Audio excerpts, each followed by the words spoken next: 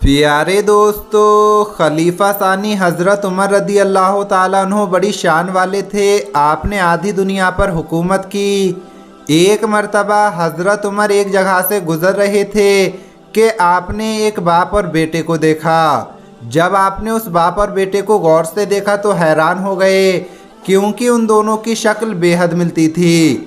ये देखकर हज़रत उमर बहुत हैरान हुए कि किसी बाप बेटे का चेहरा इतना मिलता जुलता कैसे हो सकता है। आपने कहा कि आप दोनों की शक्ल इतनी कैसे मिलती है। ये सुनकर बाप बोला, दरअसल इस बच्चे को इसकी माँ ने मुर्दा हालत में जन्म दिया था, यानी जब इसकी माँ का इंतकाल हो गया तो उसने कब्र के अंदर बेटे को पैदा किया। ये जवाब सुनकर हज़रत उमर ने कहा, तुम मुझे पूरी बात बताओ। तो प्यारे दोस्तों, ये पूरा मामला क्या था और ये कैसे हो सकता है कि एक औरत जो मर चुकी हो वो किस तरह से एक बच्चे को पैदा कर सकती है। आगे हम आपको वीडियो में ज़रूर बताएंगे और इसके साथ साथ पाकिस्तान में कब्र में बच्चा पैदा करने वाले वाक़ये के बारे में भी बताएंगे। आप इस वीडियो को आखिर तक ज़रूर देखें।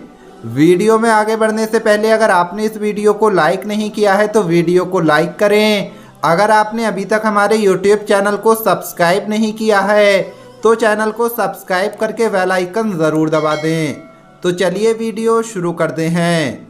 प्यारे दोस्तों, सबसे पहले हम आपको पाकिस्तान में कब्र में बच्चा पैदा होने वाले वाक़ये के बारे में बताते हैं। उसके बाद हज़रत उमर का वाक़या भी बताएंगे। दोस्तों, एक भाई अपना किस्सा बयान करते हैं। वो कहते हैं कि उन दिनों मैं लाहौर में नया नया आया था। मैं जिस जगह पर रहता था वो जगह कब्रिस्तान से 1 किलोमीटर दूर थी। मेरी आदत थी कि मैं हर जुमेरात को कब्रिस्तान जाता, कब्र वालों के लिए दुआ करता और फातिहा पढ़ता था। एक दिन मैं दुआ करके वापस आ रहा था कि अचानक एक नौजवान मेरे सामने आ गया। वो बहुत ही ज़्यादा कमज़ोर था और उसे देखकर ऐसा लगता था जैसे ये कई सालों से भूखा या फिर बीमार है।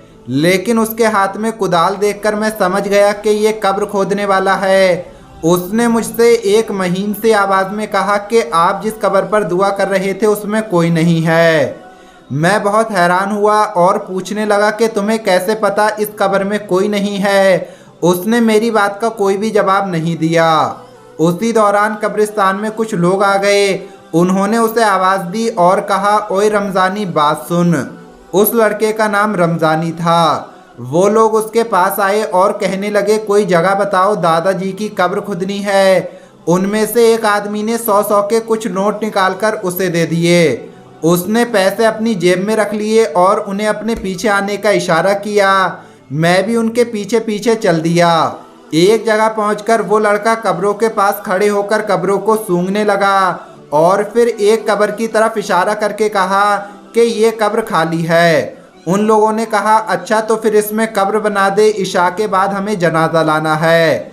मैं सोचने लगा कि इससे कैसे पता कि कौन सी कब्र खाली है और किसमें मुर्दा है। इसके बाद मैं कब्रिस्तान में रहने वाले बूढ़े आदमी के पास चला गया और उससे सवाल किया कि तुम लोग क्या कब्रें भी बेचते हो। मेरी बात सुनकर वो आदमी चौंक गया और कहने लगा, क्या हुआ साहब। मैंने उसे रमज़ानी के बारे में बताया तो उसने कहा, वो कब्र का बेटा है, मट्टी तो उसे बताएगी कि माँ के गोद में कौन सोया हुआ है। मैंने कहा कि मुझे कुछ समझ में नहीं आया। उस बूढ़े ने कहा, तुम समझोगे भी नहीं। ये बात तो कोई भी नहीं समझ पाया है, वो तो सिर्फ मैं ही जानता हूँ। आज से तकरीबन 35 साल पहले इसी कब्रिस्तान का ये वाक़या है। उस वक्त मेरी उम्र 40 साल थी। रमज़ान का महीना था और बारिश हो रही थी, बिजली कड़क रही थी। मैं अपनी कुटिया में जा रहा था तो मुझे एक बच्चे के रोने की आवाज़ आई तो मैं रुक गया और आवाज़ का पीछा करने लगा। उस जगह पहुंचकर देखा कि एक कब्र बनी हुई है और उसमें से ये आवाज़ आ रही है। बारिश की वजह से उस कब्र की मिट्टी नीचे बैठ गई थी। मैंने हिम्मत की और कब्र खोदकर नीचे देखा तो एकदम बिजली ज़ोर से कड़की। मैंने बिजली की रोशनी में देखा तो सफ़ेद कफन में एक औरत तिरछी पड़ी हुई थी। बिजली की रोशनी में मुझे ये नज़र आ गया कि कफन बारिश के पानी और मिट्टी से मैला हो रहा था और उसके अंदर हलचल हो रही थी और बच्चे की आवाज़ भी आ रही थी। ये मंजर देखकर मैं बहुत ज़्यादा डर गया और मैं समझा कि ये कोई जिन या भूत का काम है। लेकिन अल्लाह ने मुझे हिम्मत दी और मैंने नीचे उतरकर कफन हटाया तो नीचे एक बच्चा पड़ा हुआ नजर आया। ऐसा लग रहा था कि ये 1 साल पहले पैदा हुआ है। ये बच्चा उसी औरत का था और लगता था वो 1-2 दिन पहले मर चुकी थी। मैंने बच्चा उठाया और उसे अपने साथ ले आया और अपनी बीवी को दे दिया और उसे सारा वाकया सुना दिया।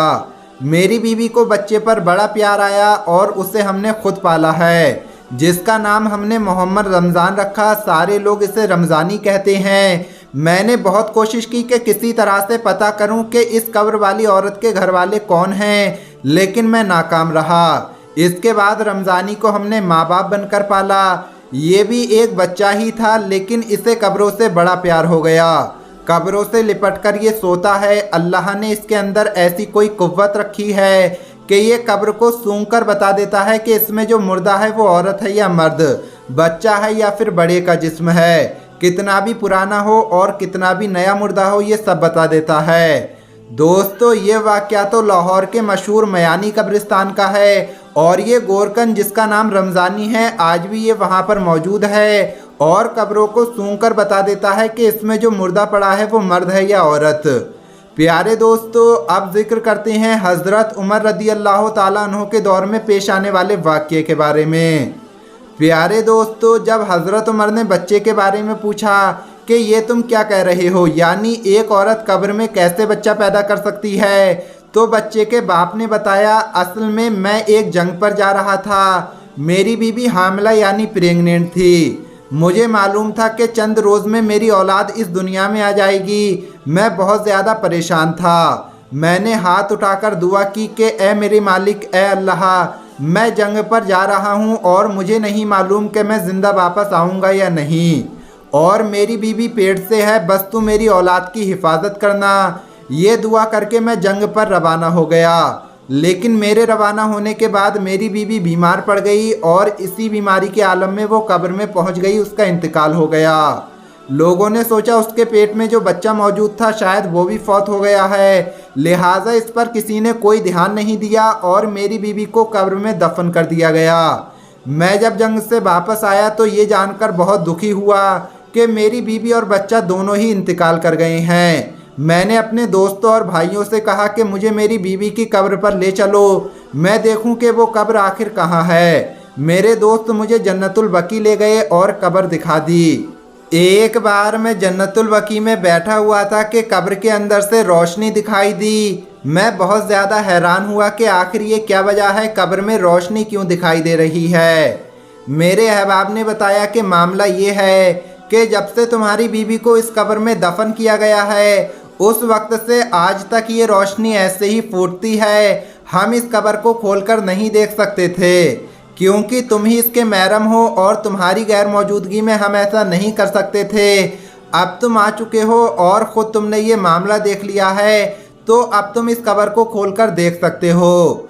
उस शख्स ने फ़ौरन ये फैसला किया कि वो अपनी बीवी की कब्र को खोलकर देखेगा और देखेगा कि ये रोशनी कहाँ से आ रही है।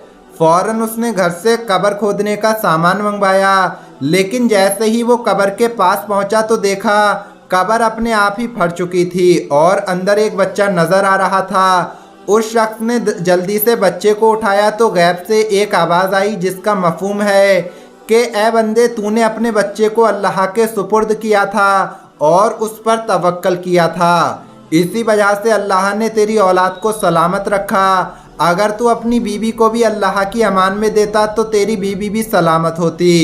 बस अल्लाह ने तेरे बच्चे को सलामत रखा है। उसके बाप ने बताया कि इसी वजह से इसकी शक्ल हूबहू अपने बाप से मिलती है और ये अल्लाह की कुदरत की ही निशानी है कि इतने रोज़ कब्र में बच्चा ज़िंदा रहा। तो दोस्तों, आज की इस वीडियो में इतना ही। अल्लाह हाफिज़।